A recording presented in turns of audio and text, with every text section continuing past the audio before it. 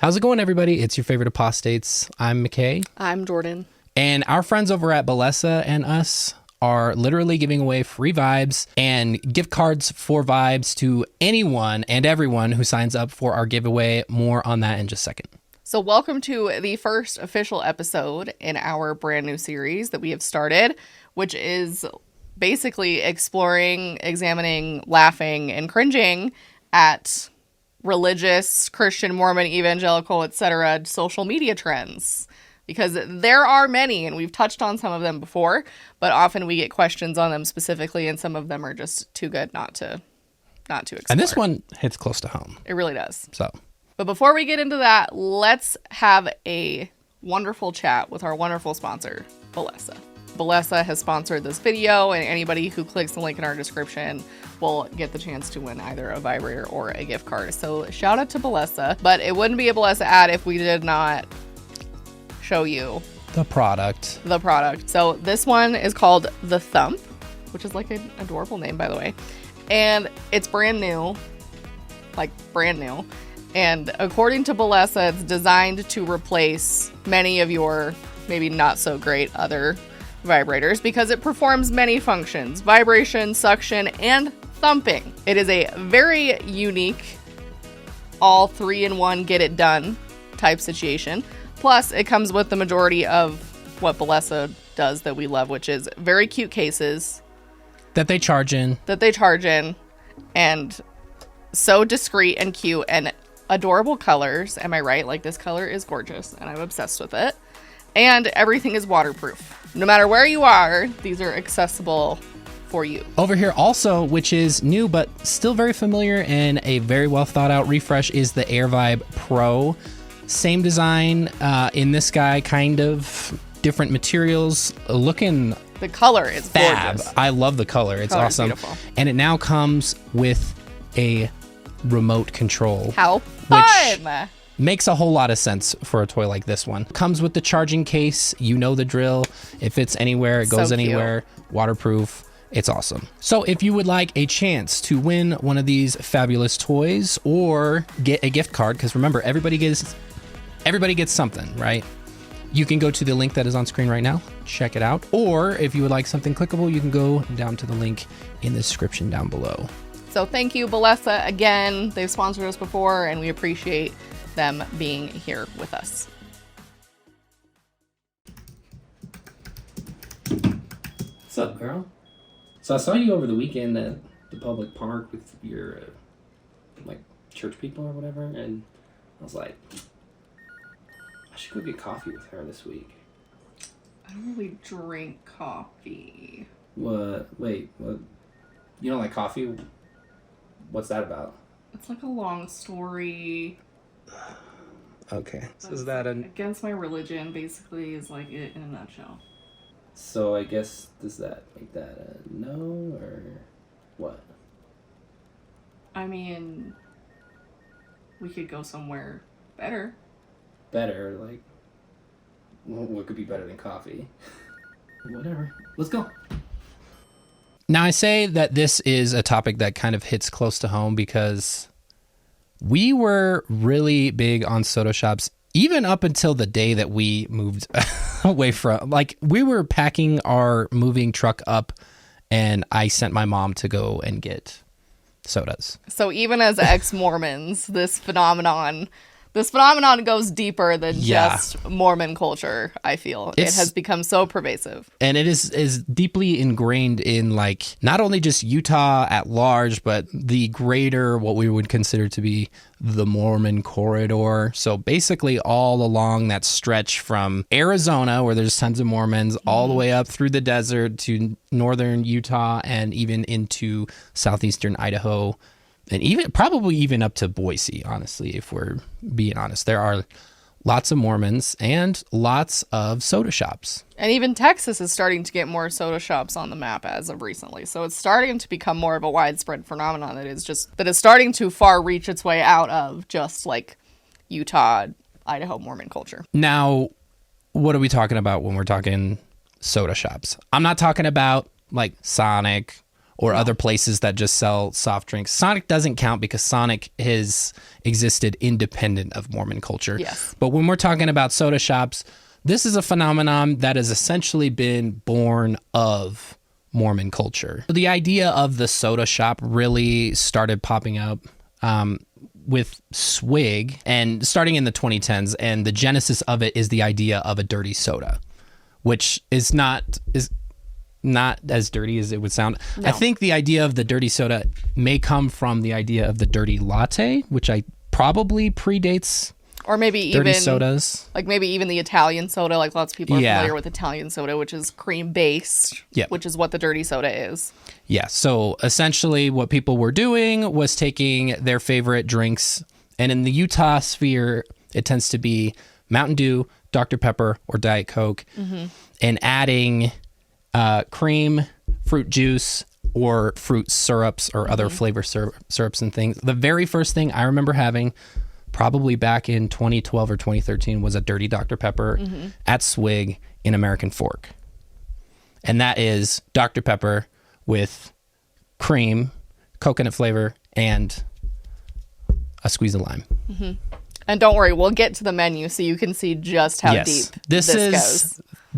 Dirty Dr. Pepper is like the entry point. This goes so much deeper. And that was what I would always get. And so I have no, even though we're ex-Mormons, I don't have judgment for the Mormons for this, because it's actually become kind of a genius idea, to the point that the CEO of Swig has talked about the fact that she's a millionaire. And so clearly there was money to be made in this venture, and she's done it well. But it stretches beyond Mormonism to, if you don't, and I mean, my problem probably also is that I don't like coffee. You guys have given me a million different ways to try it and a million different things to do, and I still hate it. And so soda has always been my go-to, but my beef, which we'll get to later, was with tea, and I couldn't give up tea, which became a problem later on. Dr. Pepper was my go-to, and I was that person that would stop at Fizz, because there was a Fizz on the corner around from where I worked when I was a teacher. And on my way to school every morning, I would stop at 7:30 because it opened at 7:30, and I would get my... You'd usually be there before 7:30. That's true. I have anxiety. I'm always early. And so I would be parked at the window at 7:30 when they open, so I can get my 32-ounce dirty Dr. Pepper. I am not throwing stones. No judgment here. I am not throwing stones because... This is a glass house. This is a glass house. And I know we talk about being mindful of where you spend your money. This was a vice for me, okay? We no longer live in Utah. It's no longer a problem, so don't come for me. We'll talk about pricing later. But just so you know, I come from a place of investment, okay? So we cannot, even though that this is not a singularly Mormon phenomenon, we cannot separate Mormonism from it, because it is... Or at least its conception. It is blended. It is all blended together. And that is evident in a few different ways. I took to social media because I knew that the only way that I could get this across to you guys, like with the Utah culture, BYU, Mormon, Idaho culture of it, was to show you. So for example, I had to scroll but 5 minutes before I ran across multiple wedding photos of people who in their, and McKay will put them on screen, in their bride's dress, in the wedding dress, in the suit, bride and groom written on the cups, have the Swig, have the Fizz, have the Sodalicious in hand for their wedding photos. And I even ran across some engagement photos similarly as well. And so this is something that is so important in Utah Mormon culture or Idaho culture that they literally put it in their wedding photos. Like, I cannot overemphasize how bizarre that is. Like, and it doesn't just stop there, because, and we'll get into the restrictions as to why this has kind of become a thing in a moment. But because Mormons don't drink alcohol, the other thing that has come out of this at weddings are soda bars.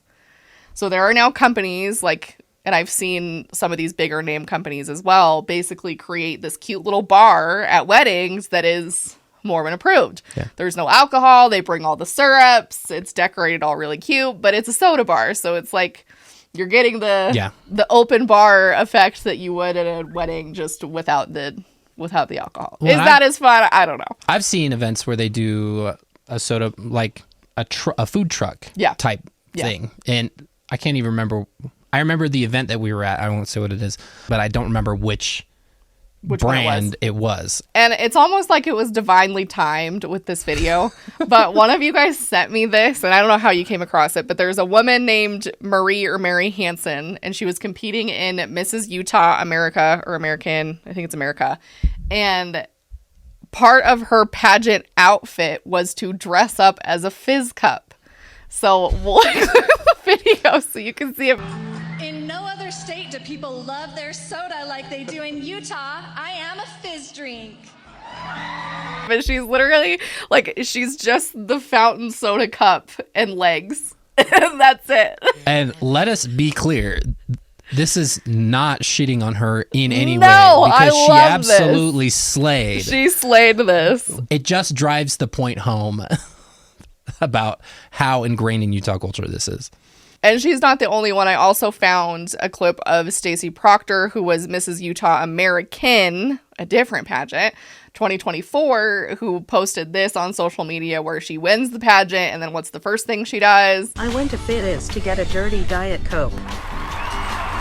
She goes and gets a dirty Diet Coke. This is pervasive, which I think is interesting in pageant culture, because I think sometimes you don't associate soda with, like, these super lean, fit pageant women. Yeah. At least I don't. Thinness, I guess you could say.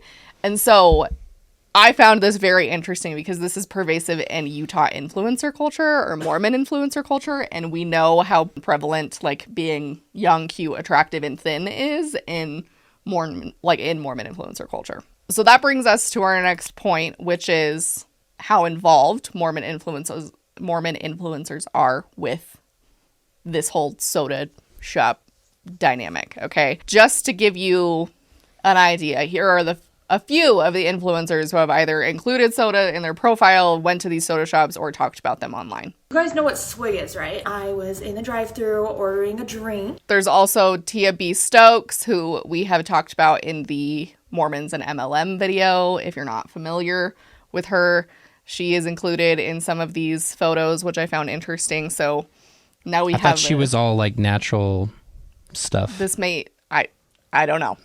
Apparently fizz is an exception. Yeah. Or apparently. swig or whatever, wherever the hell she was at. And then even more interesting, Brooklyn and Bailey are involved in this. Like, we can't seem to get away from them throughout the Mormon influencer discussion. One of you guys pointed out to us that one of them owns a soda shop that she opened up herself in Texas. Coda and I are so excited about this video, y'all. We opened a brand new business called Sip City, and it's been open for a little while now, but we've documented the entire process. Which I was mind blown. Oh my gosh. Seriously. Okay. I wanted to include this clip because, and I don't remember which one it is, I'm sorry. This is like their own, it's called Sip City, and it's their own that they run, and I was quite impressed that this was actually happening. Honestly, good on them. I will say Sip City is like the most offensive alliterative name of all time with this. Yeah. There's also a Sips. Sips or there was City in Utah. So it's like a drink. It's like the soda shop for snakes. No hate, but they're involved in this, and I know we probably shouldn't entirely lump them into the Mormon influencer category anymore because I've heard that they're not Mormon anymore, which is great. Yeah, we love that for them. Tabs, so. I haven't kept enough tabs or updated on them. They probably deserve their own video again at some point. But just for the purposes of our discussion, you can see, like, in, you know, Mindy came out when they opened, and it was like this whole thing. Okay, so like it all connects, right? And then, of course, I couldn't go without including this because this is the fucking governor of the state. Okay, this is Utah State Governor Spencer Cox with his soda in his hand. And so this is not all levels. This goes everywhere. No one is safe. No one is immune from the impacts of soda culture. No. Especially in Utah. All my homies hate Spencer Cox. We do not rock with Spencer Cox. But some people, I mean, and I guess you could say this with most things. Some people take obsessions with things very, very seriously. and very, very far. And so I found it interesting. This is no hate to this girl. I admire her dedication. But this is just how far some people are willing to go when it comes to the soda obsession. Hey Swig, now that I have your attention, I've been trying to show you guys that I am your biggest fan. I pretty much own every tumbler that you guys have. I go there once a day. And then things are getting more serious as, these soda companies are trying to make their way in marketing and trying to appeal to the wider audience, which includes some interesting marketing tactics, including this photo from 2020 of Joe Exotic, which I personally thought was hilarious. But aren't we all collectively traumatized by that experience? A little bit distasteful. A little bit. Aren't we just all traumatized by that point in time? And then interestingly, they also collaborated with RSL, which is Real Salt Lake, which is a really big MLS deal, team. in my opinion. Yeah, I mean, the Marketing only other, standpoint wise, yeah, as far as sports teams go, at the time, only we have nothing. Yeah, only Jazz, who suck almost always, and then we don't have RSL. We don't have football, no hockey, none of that. So Yeah. that was like the best option. But that's a big deal. So it's getting more out of like this weird, quirky, like Utah thing and becoming more of like a mainstream thing. And then last but certainly not least, I had to include this photo of this person holding up their soda that they got on their way to the temple that day. I told McKay at the beginning of this process, I'm going to find a photo of the soda in front of the temple. And like the wedding photos obviously were easy, but I knew in my Mormon, deeply formerly Mormon gut that I would find this photo. And I was absolutely right. And so if this does not cement the Mormon role in this, I don't know what does. It's actually Jordan's photo. No, I'm just kidding. We never did that. We never took that opportunity to get Fizz. Never in take front the of temple. photo. We never took the photo. We did get Fizz. And then go Or after. outside the temple. Yeah. Yeah. Because the fizz that you would get your drink in the morning at the school was a literal straight shot, one street, no turns, all the way up to the Bountiful Temple. It's true. Yep. Have we cemented this in Mormonism for you yet? So I wanted to include as part of this the menu, because lots of people were curious about like what the hell do even they look like? What even is a soda shop nowadays? Like, I know people are picturing probably different things based on historically there were similar things, right? But it is different now. And then I also wanted to talk about the menu, because some of these places don't just serve sodas.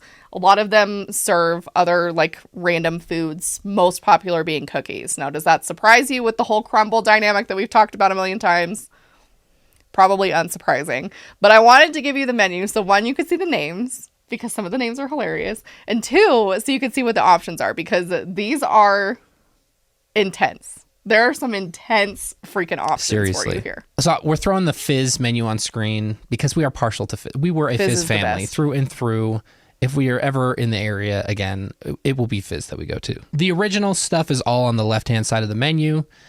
It's kind of organized by like colas and then Mountain Dew, Dr. Pepper, and then like your Sprite and lemonade at the bottom. And then the different drinks that would correspond with those kind of like flavors. So I feel like the most popular one that I think most people get, in my opinion, from talking to other people is either the Coca Lotta or the Pepper Lotta. So it's Coke or Dr. Pepper based, but it's pineapple, coconut, and cream. And that was my tried and true for years. But there's also very like trendy little names. Names. Yeah. Captain Jack Sparrow. Threat Level Midnight. Yep. And some interesting ingredients like the Sun Devil, cinnamon, grenadine, and cherries. Like that is a unique combination. Moving on to the Mountain Dew category, which is actually where I would get some of the things. Starting with the Chandler Bing was my Iconic. Mountain Dew go-to. Rip. Coconut, strawberry, and pineapple. I mean, it's just punches it up a little bit. I'd also sometimes get Shroot Fruit, which I don't know how that has anything to do with dried fruit or anything that you would do, because it's peach, pomegranate, and pineapple, no beets. But, the name could be worked a little bit.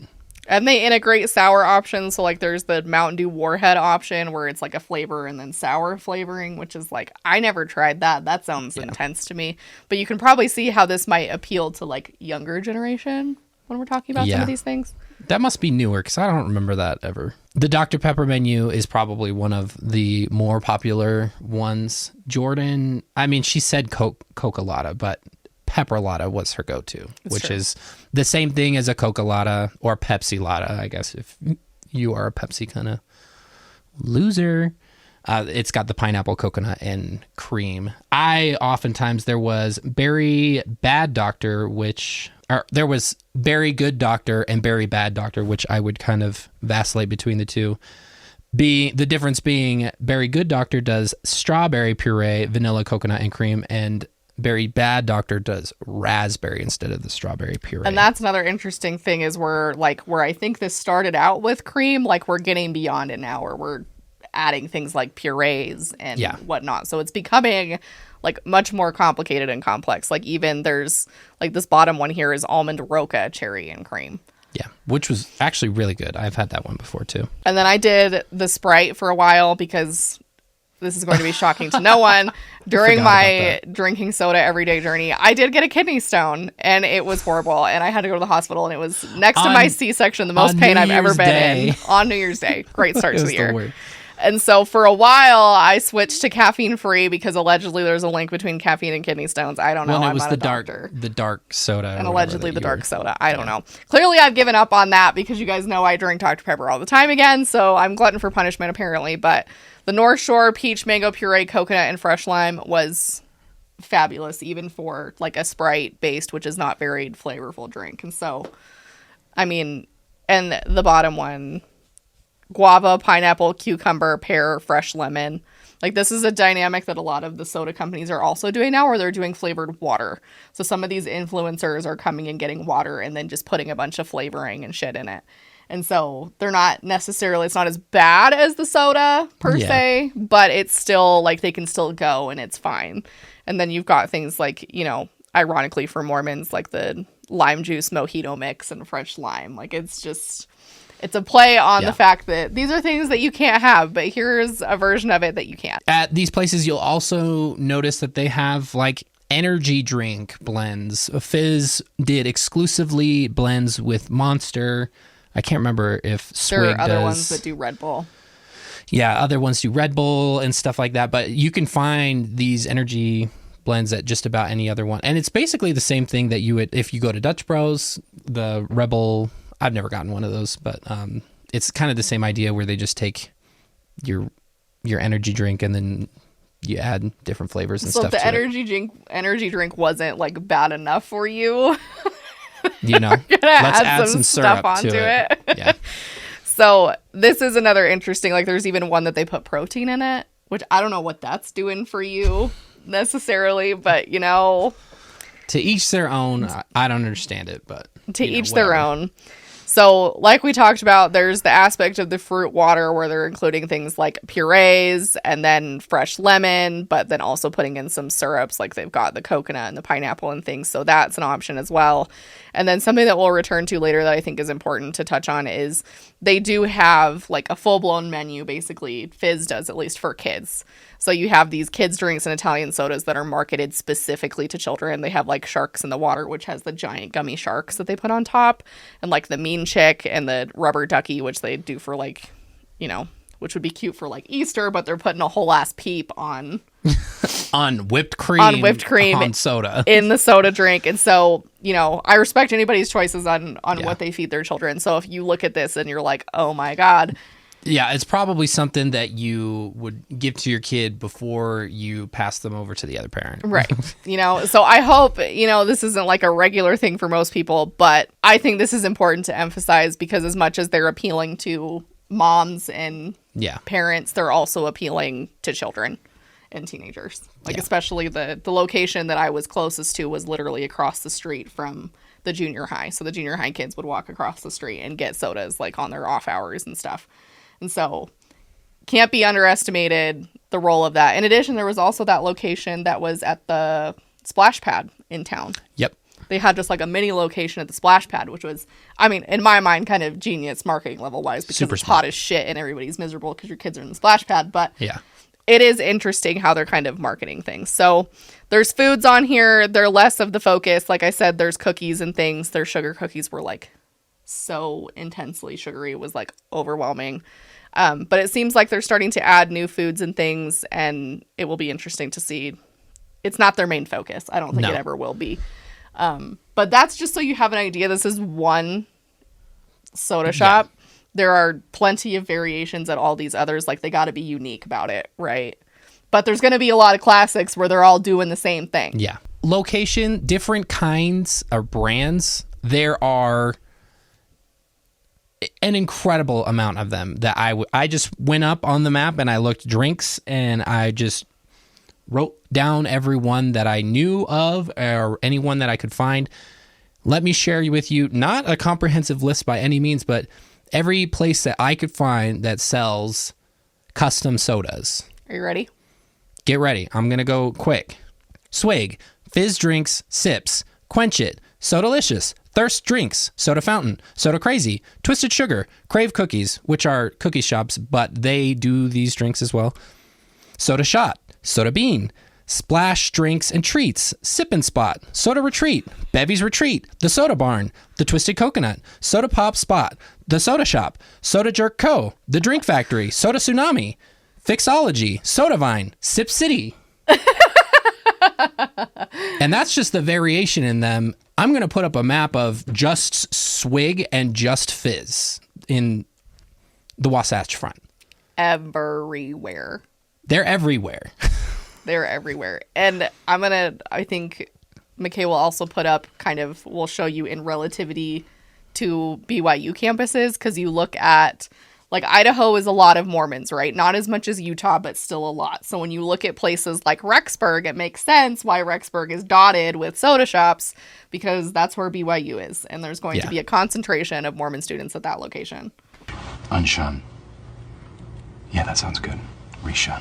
Now, the big question that we always get is why and how is this any different? Because when you are rolling up to the drive-through window before they're even open and waiting there for your soda, what is the argument in saying that it's not addictive? Mm-hmm. Because allegedly Mormons are not supposed to partake in substances that lead to addiction, which is really easy when you're talking about things like tobacco, drugs, and alcohol and things of that nature. But caffeine and coffee and tea in particular, when we're talking about soda, is a much more complicated story. So I'm going to give you the official story and account as per what I learned as a kid and what the church holds true today. And what you taught as a missionary. And what I taught as a missionary when I would teach the word of wisdom, which is a commandment as of today's standards. So back in 1833, Joseph Smith was teaching the brethren, but essentially the inspiration for this was Emma, his official only wife at the time, fed up cleaning up these spittoons and all the tobacco spit that would end up on the floor, and she was like, you need to go talk to God about this or whatever. So after that, he received this revelation, which contained a lot of guidelines at the time for how to be healthy and how to walk upright in front of God when it comes to your consumption and things like that. It, by name, prohibits tobacco. It doesn't really say drugs because, drugs as we know them nowadays didn't really exist in rural New York. In 1830s. In the 1830s. So just a couple of verses of context.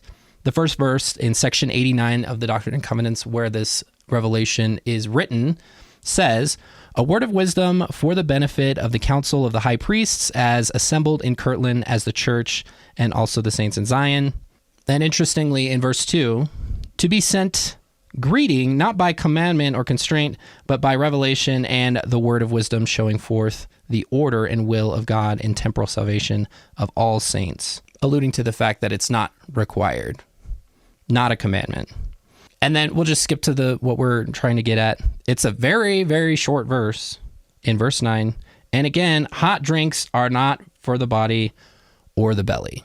Now, after this was given, people generally stopped using tobacco or whatever because it was a nasty habit, and the prophet's wife said so. Rightfully so. She was the one cleaning it up. Generally, people quit drinking whiskey, but I mean, we also have some speculation that Joseph was also drinking alcohol. Yeah, but, this revelation was like, oh yeah, we won't drink whiskey anymore. But plenty of people still drank beer, still drank wine, and things of that nature. So nothing really changed until about 1921 when Heber J. Grant came in and essentially put the hammer down on the Mormons and said, we're going to start living this more fully.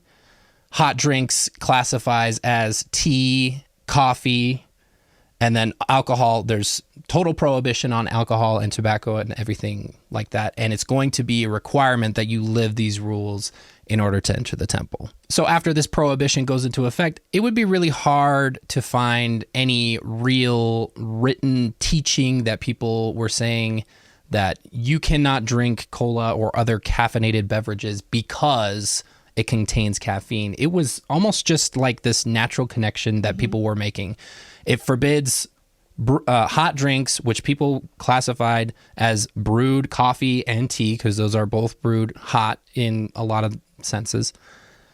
And the common thing between those two drinks is the naturally occurring caffeine. So when they're adding caffeine to soda and other beverages or things like that, that also got looped into the idea that it was prohibited.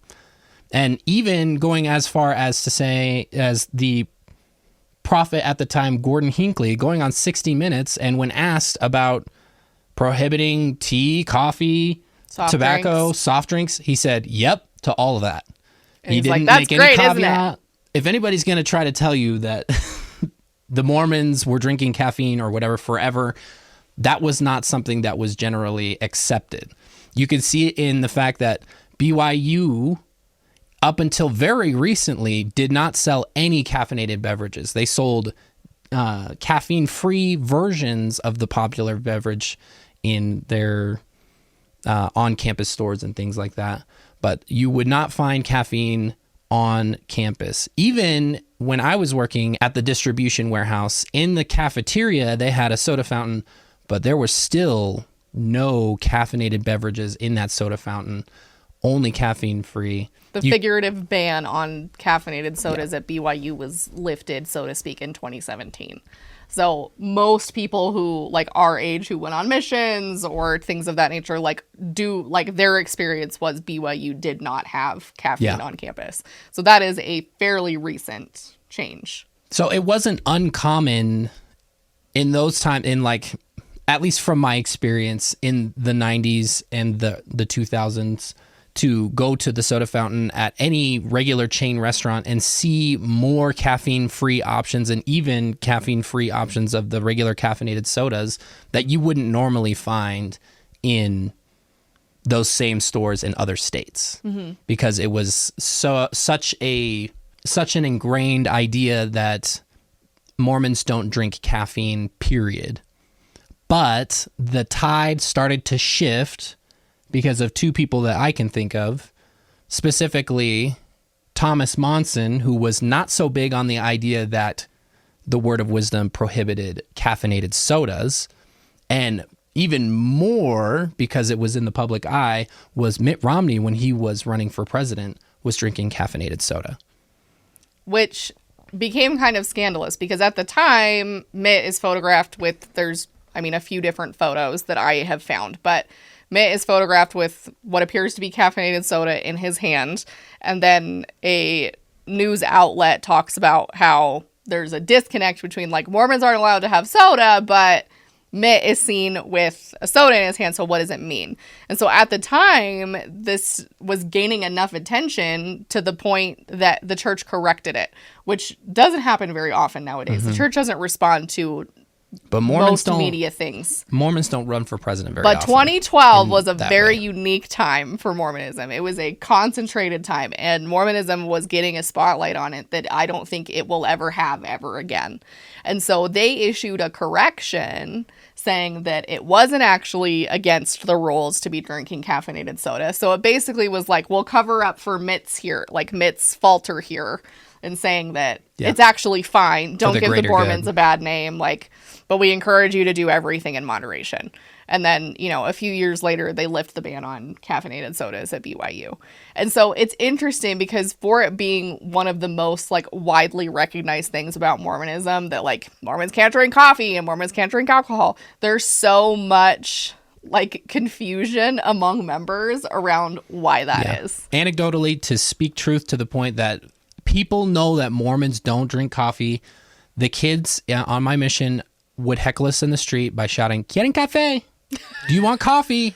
Like, no kid knew who we were or what we did, but they knew that we didn't drink coffee. Yep. Now that we see that this kind of general unspoken rule is now becoming more archaic, we can see that the seeds are there to be planted for these soda shops to come up. Because just because you're allowed to drink caffeinated soda does not mean that there's any less evil when it comes to going to your local coffee shop or going to Starbucks and all of those things, even down to the point where I remember people saying that you shouldn't even go to Starbucks and get hot chocolate there, regardless of what the ingredients are, because the cup is the appearance of evil, and people who are looking at you and making that connection that you don't drink coffee could mistake you for partaking in a delicious God's caffeinated beverage that is prohibited. And there's even confusion around tea, because tea is mentioned in there, but it's like black tea is a definite no, because I'm a big chai drinker and that kept me out of the temple. But herbal tea is like more in the gray area of could be okay. The way I would teach it on my mission is there's no tea plant in herbal tea. It is, and it's technically not tea. It's a herbal infusion, if we want to really split hairs. So that's why there was no issue. But anything that had the tea plant in it is prohibited because it is a hot drink. And then because people ask about cold brew and they're like, does that count? Cold brew is also, I remember another experience. We're just full of little personal anecdotes here. But I used to work at a Chick-fil-A that was owned and operated by a person that attended our same ward. And Chick-fil-A introduced iced coffee. It wasn't even cold brew yet. And some of my fellow ward goers that worked at that Chick-fil-A were drinking iced coffee. And allegedly they were saying, oh, well, it's not a hot drink. So it doesn't count. And the bishop took issue with that and was calling people in to talk to them about it and things like Mormons skirting the rules. Have you ever heard of it? I know. It's nothing like soaking. Nothing like soaking. I mean, this is why all of it is the same. Like, we get, and any Mormon, like anytime you get into a conversation with a Mormon about like just how stupid some of these things are, it's like you start to get into the land of like, well, it doesn't matter because that's just what the prophet says and that's what God says and we're just obedient to it. So don't question it.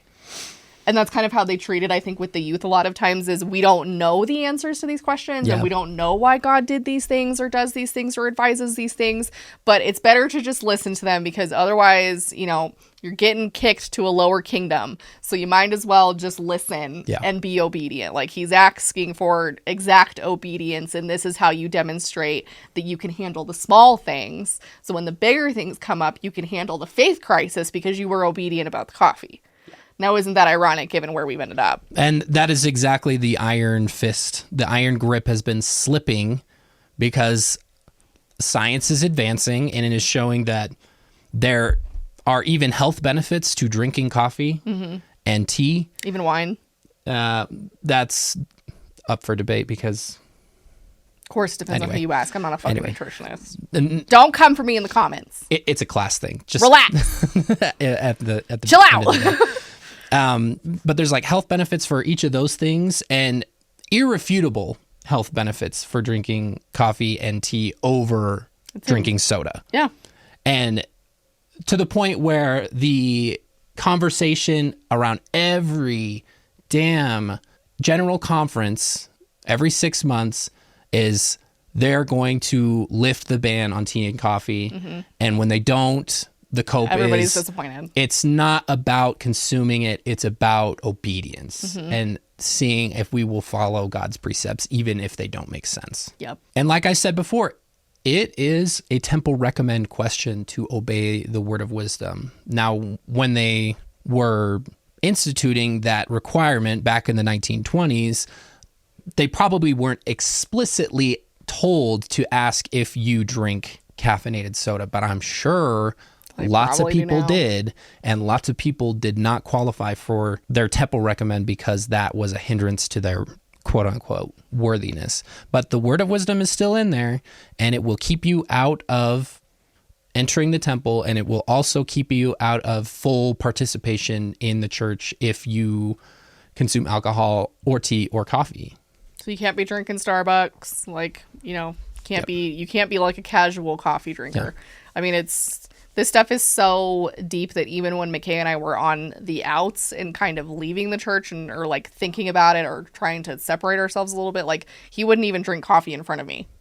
Like he would throw it away before he got home. Yeah. I remember one time specifically when we lived in our first apartment, while Jordan was working, I had the day off and I snuck over to it was like living in alcohol prohibition in the United States. I snuck over to the damn convenience store that was across the street from our apartment complex, and I bought a little coffee drink and I drank it outside before I even got home, and I made sure that I wasn't near the house when I threw it away. Would I have given a single shit? Absolutely not. But I was like, I didn't want it to, you know, tarnish my worthiness or whatever. So I was prone to hiding it. And that's how deep this stuff goes. And then when you put that in the context of soda and things, it makes sense, right? Yeah, like it gives an alternative. Anywhere else, you look around town, you see your local coffee shops. There are multiple chains. And in Utah, they still have that because there are plenty of people that live there that aren't Mormon. But especially in Utah County, where it's the highest concentration, or in St. George, where there are just tons and tons of Mormons, that is a huge market that would otherwise be left untapped. So then you get things like dirty sodas. And then you add social media to the mix, and people are just going crazy. I mean, I'm influenced on social media. This week we tried a pickle Dr. Pepper because this really cute lady with the most southern drawl you've ever heard from Alabama was like, try a pickle Dr. Pepper. And sure as hell we did it. But the same effect holds true in Utah when people were talking about dirty Dr. Pepper. You have to try a dirty Dr. Pepper. You have to go to Swig to get a pepper lot, or you have to go to Fizz to get a pepper lotta. And the power of that just suggestion is enough to where there's all these locations, there's all these different brands. And people come to Utah, like people who are not from Utah come to do that. Even to the point where the Stanley Cup craze, I am almost positive, started in Utah because you want to have a tumbler that fits your whole drink and keeps it cold for as long as you want it. I'm almost positive that craze began in Utah. And as you can see from the video that we watched at the beginning of this with that one license plate lady, most of these soda chains are coming out with their own cups. Like not to brag or anything, but I had the first rendition, like, I think it was a Yeti cup. Fizz cup. Was it? Oh, it wasn't no, that the plastic nice. It was one. the plastic The plastic insulated And it was ugly as hell, but they're a lot cuter now. But I was so proud of that damn thing, and I probably have it around here somewhere. And they gave you a discount for having They give you a discount for using the reusable cup. We've already touched on this, but I think it's important to talk about the why. I think another factor to touch on, especially with soda shops right now, is cheaper in relativity to a lot of other things. So I think pricing is a big factor. You take into account that, yes, there are a lot of wealthy Mormons, yes, for sure. But there are also a lot of Mormons with big families where things are expensive. And so, my drink, I think when I was getting Fizz every morning was like $2 something. I'd say it's closer to $3. You could at least get 2 32-ounce drinks at Fizz for the same price that you could get one venti or a large drink at So it's cheap. I think that's an important thing to consider. I think also the social outing aspect of it is important to consider because they are marketing to children, and it's an activity like, and teens. And it's like Starbucks, you can get a cake pop and things for your kids, but this is something like the soda space is like everyone. Like the little kids want it, the teenagers want it, the parents want it. Like it's a dynamic that's appealing to all of them, and most of them have like indoor seating places, and so like they are hopping on Saturdays. And weekends and things. And most of them, are closed on Sunday. So interesting enough. So I think there's also, when it comes to the influencer dynamic, there's something to be said about kind of like the cool factor. And this might be like aging myself because this is what was cool when I was in high school. But like, you showed up to class with your Starbucks and that was like the cute, cool, like popular girl thing to do, right? Well, that same dynamic happens in Utah just with the soda. So like, it's the same thing. You show up with your like, your soda shop themed fizz cup that's like cute and has like the little cute colors that they're doing now, and you bring that to school. Like that's trendy, that's cute, and so that is making its way through not only teenagers but also influencers and adults. Like this is common. You see tons of people doing Instagram reels and TikToks with their soda in their hand, and that's like the main point of the video. And moms who are exhausted and trying to get through the day with the caffeine. And I think that's another aspect to consider, is because they can't get caffeine in these other traditional ways, like the moms who are like, coffee is my whole personality and don't talk to me until I've had my coffee. Like, think about that, but just with soda. Yeah. Like they have to have their own way to do it. And if you have really young kids and you're tired, it makes sense getting caffeine in maybe just a non-traditional, not as healthy, but oh well kind of way. And then it's easy, like McKay said, to integrate Stanleys. Like you can use your Stanley as your soda cup. This is normal. It's part of the norm. Like it's feeding into the influencer culture, consumerism aspect, but with like Utah flavor. I think another thing to consider is like, with alcohol, Mormons are always like, it's bad for you and you shouldn't be doing that. Well, there's a lot of things that Mormons can't do. So this is like their version of like the rebellious thing. Like, I know it's bad for me. It's so bad for me to drink soda, but I don't care. Like, I know I shouldn't drink coffee at 11 o'clock at night, but I don't care. Like, they don't get to do things like that. And so this is like a way of being like, oh, I'm rebellious. Element of control. Yes, absolutely. Yeah. Oh, do you want to do something crazy? Let's go get fizz at 10:30. Right, right. Common, like, oh my gosh, summer nights at Fizz, like past 7 or 8 o'clock. More teenagers I've ever seen in my life. Don't even bother. And then I think there's also brand identity here as part of this. Like if you're showing up to a work meeting and everyone who's not Mormon around you is drinking coffee and you show up with a soda, there's almost like Mormons do this kind of, we talked about this before, where there's this like element of being rewarded for suffering. And so it's like, here's the thing where I'm making my, like, it known that I am Mormon because I'm drinking the soda and everybody else around me is drinking coffee. Like, this is how I'm very quietly, or maybe not so quietly, signifying that this is part of who I am. Yeah. Essentially. Yeah. And that doesn't apply to all of them, nor does it apply to people like us who continue drinking fizz long after we had left the church. But I think there's something to be said there. It's such an interesting story, the way that Utah took this one thing that was pseudo prohibited and just had a capitalism popped off moment, because you're starting to see them in all kinds of other places, even to the point where here in our hometown, they had one for a hot minute. It didn't last. It went out of business. But I mean, it was set up for success. I think it was mainly for the pandemic that they couldn't handle it. But maybe. It was right down the street from our high school. Mm-hmm. In the same parking lot. Well, I guess now they have other things over there, but they're doing it in Texas. I know that Fizz has locations out in Las Vegas, North Carolina, all over the country. And it's kind of been the same thing that Crumble has been seeing, to the point where Crumble is even doing a cereal. Really? It's just Cookie Crisp, like idiots, but the soda variation of that would be that Coffee Mate is making creamers that are flavored to go into soda. So this is a craze that I don't think anybody would have ever expected. But it's coming for you. So if it hasn't already, it's probably coming near you soon. And it's not all bad. I mean, if you like soda, you'll like this stuff. It's, it's something that appeals to a lot of people.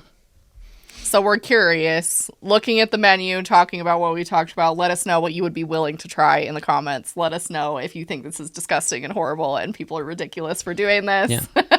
Or if you don't have a soda shop near you, try it. If you have Torani syrups at home, most places use Torani syrups or anything that you would find at a coffee shop, they have this. It's the same stuff that goes in there, and you can just fool around and see what you think tastes best. I mean, have a Mormon moment. Have a Mormon moment in your house. You can just LARP Mormonism for a second and drink your soda, your not artificial, but synthesized caffeine. Your dessert drink. Yeah. It's not God's caffeine, but it's pretty close.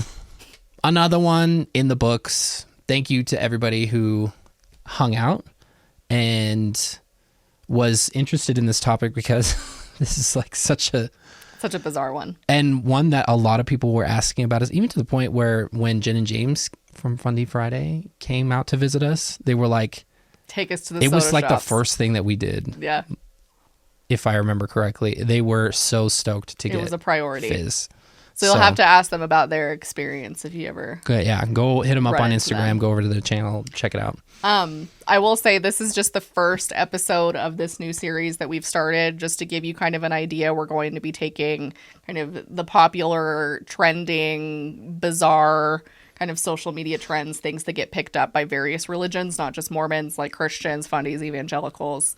Like one of the ones that we got highly requested when we were asking about topics on Instagram, which if you don't follow us, go follow us there, is raw milk. So that I would consider to be a trend. There are sure some people who drink it outside of this trend and aren't religious. However, the Fundy, Girl Defined, right? Like they've gotten into it. Like there's that one sister of theirs that's just like milk obsessed.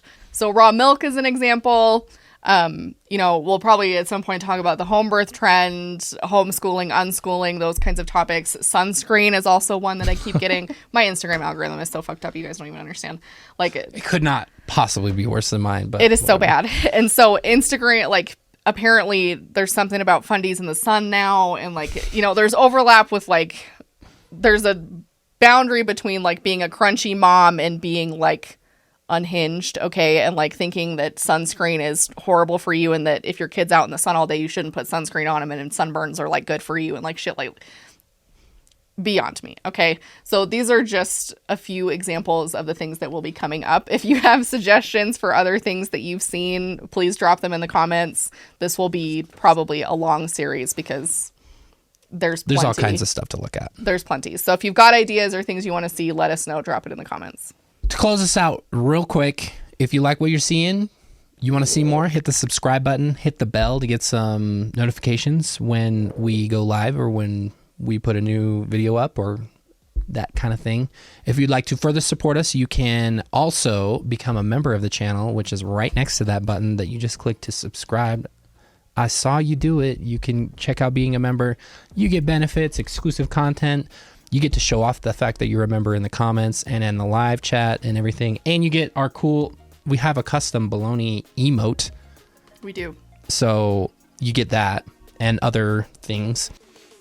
You can also become a patron if that is your flavor, but you don't get the YouTube exclusive little frilly additional things. You still get the access to the exclusive content and those types of things. So you can do that as well. You can follow us if you'd like to see more on Instagram, and for apparently a limited time TikTok. You can find us at Jordan and McKay on both of those platforms. And then you can also join our super awesome Discord and talk about your favorite fizz soda over there, because there's a lot of people who have experience in that as well. So go over there and ask somebody about their favorite fizz.